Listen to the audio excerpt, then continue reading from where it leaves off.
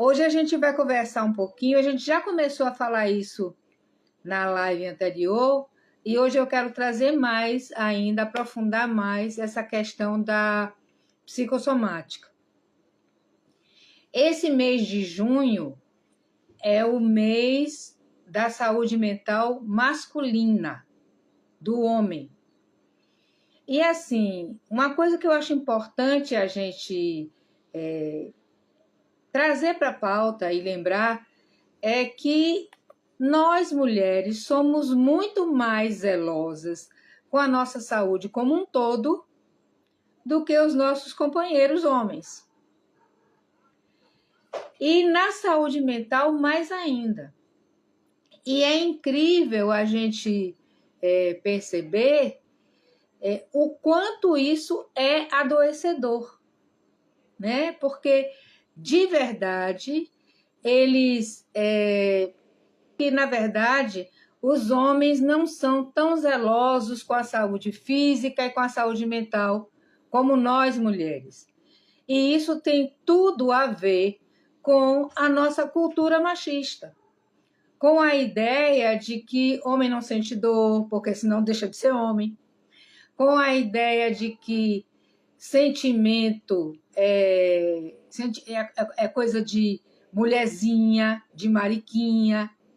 Então, eles vão engolindo e fingindo uma força para que pareçam perfeitos, mas, na verdade, não existe isso. E isso torna mais frágil ainda, né? A grande fortaleza é a gente se dar conta de que a gente tem limitações.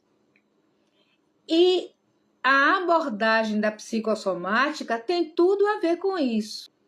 O nosso corpo, ele fala com a gente. Muitas vezes a mente está sentindo uma coisa e a gente está tentando enganar, vestindo uma capa, uma máscara de que tem... aqui está tudo bem e vai fingindo, mas o nosso corpo começa a manifestar. E o nosso corpo é como se fosse uma orquestra. E o grande maestro disso tudo é o sistema nervoso. A gente tem sistema nervoso no corpo todo, né? São poucos os locais, mas bem poucos mesmo, os locais do corpo que não são inervados, que são aqueles lugares onde a gente não sente dor. Então, a gente pode dizer que cabelo não tem nervo, né? A unha que está para fora do dedo não tem nervo, mas o resto todo do nosso corpo é inervado. E nós temos, assim, o nosso sistema nervoso, ele é dividido em dois grandes sistemas, né? O sistema nervoso central e o sistema nervoso periférico. O sistema nervoso central é o que engloba cérebro, medula, né? E o sistema nervoso periférico são os nervos da periferia. E aí, gente, nós dividimos em dois importantes. O sistema nervoso simpático e o sistema nervoso parasimpático. Tinha um professor no cursinho que ele brincava muito a respeito disso, de sistema nervoso simpático e parasimpático. Ele dizia que o sistema nervoso simpático era quando a gente vê uma pessoa muito simpática, aquela pessoa que mexe com você, de tão simpática que ela é, seu coração dispara. Então, o sistema nervoso simpático é o que faz tudo acelerar. Em regra geral, né? Claro que não é tudo. E é o sistema que nos liga o alerta, nos liga o sinal de que estamos correndo perigo. Então, é aquele sistema nervoso que nos define para luta ou fuga. E ele acelera o nosso coração, faz com que a nossa respiração fique mais curta e superficial, então fica mais acelerada também. Ele contrai os nossos vasos para que nós não nos cortemos. Se nós nos cortarmos, nós não percamos muito sangue, porque ele está preparando a gente para lutar ou para fugir do perigo. E mesmo que a gente não vai correr para a luta ou para a fuga nesse momento, que o perigo real não seja esse, mas esse sistema é o sistema básico, é o sistema primordial, então sempre vai funcionar desse jeito. Já o parasimpático é o que puxa o freio de mão. Então, é o sistema que nos coloca mais tranquilos, mais calmas. O nosso mundo atual, a nossa vida cotidiana, deixa a gente tão acelerada, com tanta meta, com tanto compromisso, com tanta coisa que a gente tem para cumprir, boleto para pagar, que Deus me livre, não acaba mais nunca. Então, a gente vive sob tensão. A nossa amígdala, esse cérebro primitivo, que a gente chama de cérebro reptiliano, ele vive em alerta. E é como se um sinal de alarme que a gente tivesse em casa, que fosse para desenvolver sinal em incêndio, ele começa a dar sinal de perigo quando a gente acende um fósforo, quando a gente acende uma vela. Então, o perigo está passando lá longe e a gente está com ansiedade. E a gente está sentindo o coração acelerado. E a gente está sentindo a respiração pouca. Em outros órgãos também ele vai funcionar. Então, a gente vai sentir alteração no aparelho digestivo, a gente vai sentir azia, a gente vai sentir náusea, a gente vai sentir enjoo, a gente vai ter dificuldade de digestão, a gente vai ter dores no corpo que a gente busca uma causa e não encontra. E aí, muitas vezes, a gente procura um profissional e o profissional olha para a gente e diz assim: você não tem nada. E a gente fica decepcionado, porque a gente está sentindo. Como é que eu não tenho nada se eu estou sentindo meu estômago queimar? Se eu passei a noite inteira vomitando? Então eu tenho alguma coisa. O seu corpo está avisando. O seu corpo está dizendo. Mas a gente está tão acostumado a tem que ter uma causa física. Se não existe uma lesão no corpo, uma alteração química, então eu não tenho nada. Tenho. Eu tenho, nem que seja apenas uma dificuldade de lidar com o meu emocional. Então eu vou precisar realmente de uma intervenção, que nem sempre é de medicação. Às vezes eu preciso de alguém que me escute, mas escute a minha história com cuidado. Esmiúce a minha história, converse comigo. Tenha para mim uma consulta, uma entrevista demorada. Pergunte tudo. E vai descobrir que essa azia, que essa dificuldade de digestão, que essa dor nas costas, nos ombros que eu sinto, que isso vem, desde a minha infância. Então, a gente precisa ter esse entendimento. E por que eu comecei a falar isso tudo dos homens? Porque os homens não se queixam. Eles vão sentindo, sentindo, sentindo, sentindo, e eles têm que ser fortes. E eles têm que ser resistentes. E eles têm mais compromisso, porque são cobrados, sim. Tem um bocado que a gente exclui dessa história, mas, regra geral, o compromisso de manter a família, de custear tudo, é cobrado dos homens. Nós, mulheres, encaramos esse mercado de trabalho e estamos dispostas a dividir, não vejo nada demais nisso, não.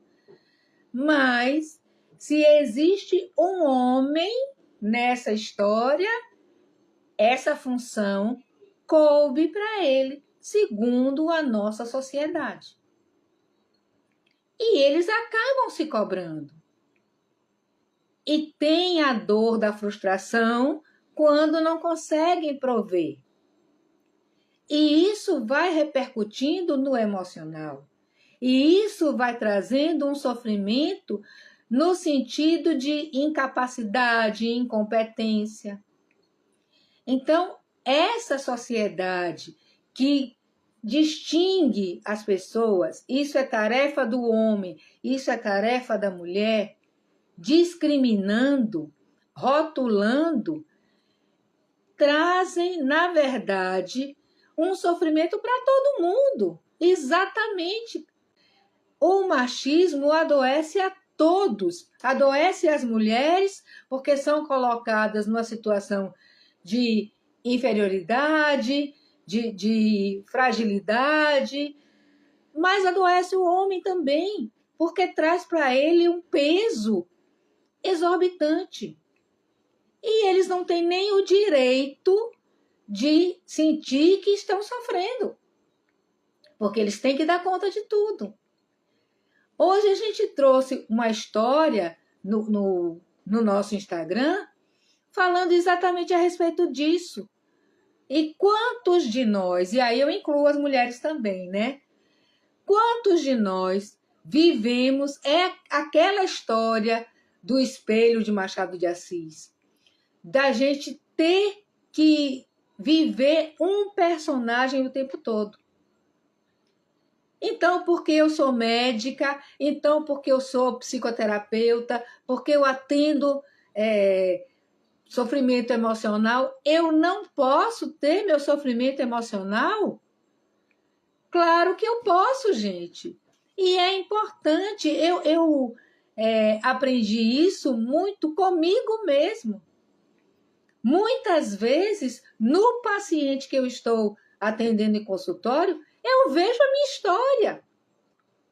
Então, existe o mito do curador ferido, que se curou e passou a curar o outro através das suas feridas. Isso é importante demais.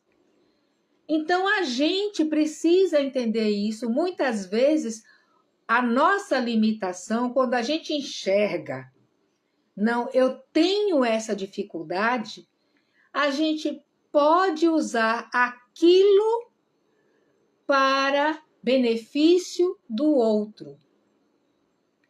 A gente vê isso, né, nos artistas. Quantas mães abraçaram causas sociais porque tiveram um filho com a limitação? Mães que têm filhos autistas que vão trabalhar com autismo. Mães que têm filhos dependentes químicos que vão trabalhar com dependência química. Então, se eu reconheço que eu tenho uma limitação e que eu consegui superar essa limitação, aquilo serve de ferramenta para que eu possa ajudar outra pessoa. Então, muitas vezes a gente vê homens que são conduzidos ao consultório, especialmente aos consultórios de saúde mental, pelas suas mulheres. Por que será? Eu acho, gente, que deve ser porque nós lidamos com a nossa fragilidade desde sempre. Desde sempre a gente é aquela que chora, aquela que não tem competência para alguma coisa, aquela que é estovada, mas aquela também que sabe ouvir, aquela que tem pena de todo mundo. Então a gente cresce nesse universo com muitas limitações, mas também com muitas habilidades. Então a gente consegue perceber quando aquela pessoa ela não foi treinada para algumas coisas. E ela não consegue. O homem não consegue chorar porque ele ouviu a vida inteira que homem não chora. Então a gente precisa entender. Eu lembro do meu pai, gente. O meu pai, que ficou viúvo, quando a minha mãe faleceu, que a gente deu a notícia para ele que ela tinha falecido, eu dei, né? Eu fui a encarregada, já que eu era a médica da família, eu fui encarregada para isso. Quando eu dei a notícia para ele que minha mãe tinha falecido, meu pai engasgou, eu vi o olho de meu pai cheio de lágrima, mas ele não conseguia chorar. Eu bati no ombro dele e fiz: chora, velho, chora, põe para fora. E aí foi que ele chorou de verdade. Porque ele não foi treinado para isso. Não deram espaço para ele chorar. Então, o convite de hoje, todo esse mês de junho, vai ser voltado para essa parte da psicossomática e também para a saúde mental masculina. Chamem, convidem os rapazes para virem assistir, para participar. Vamos ajudar esses homens a sofrerem menos ou aprenderem a tirar proveito, aprendizado do sofrimento. Porque quando a gente sofre e entende por que é que a gente está sofrendo, a gente aprende. Mas se a gente fica escondendo a vida inteira esse sofrimento, escondendo da gente mesmo, mentindo para a gente mesmo, a gente não aprende muita coisa. Eu vou deixar um link de um vídeo que tem no YouTube, um vídeo curtozinho, de 5 ou 6 minutos, de uma criança que não chorava, exatamente porque ela aprendeu com o pai que não podia chorar. E no dia que ele descobriu que ele podia chorar, ele foi ajudar o pai, ele foi ensinar o pai que podia chorar. É lindo de chorar, certo? E peço a vocês, oriento vocês que assistam o conto que a gente colocou hoje no Instagram, que também é bem bacana, ok?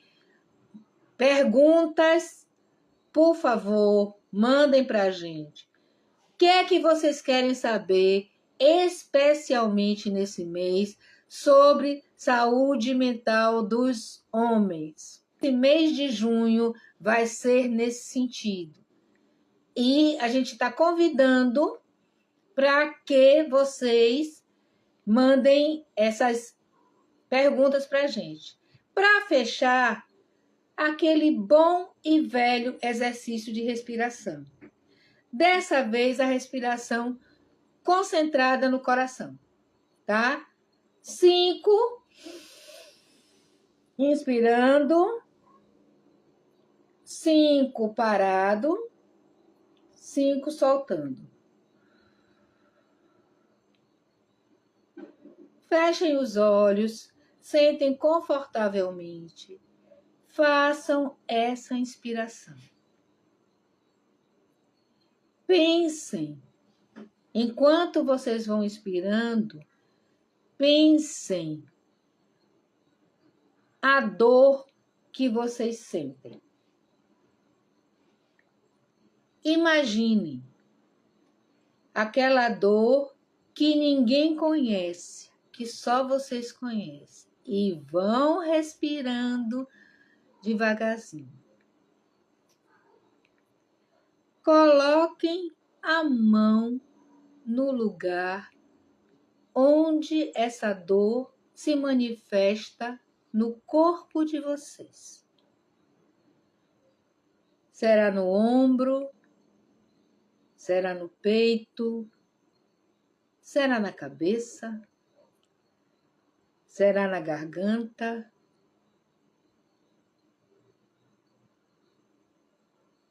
Imagine um nome para essa dor, uma forma para essa dor.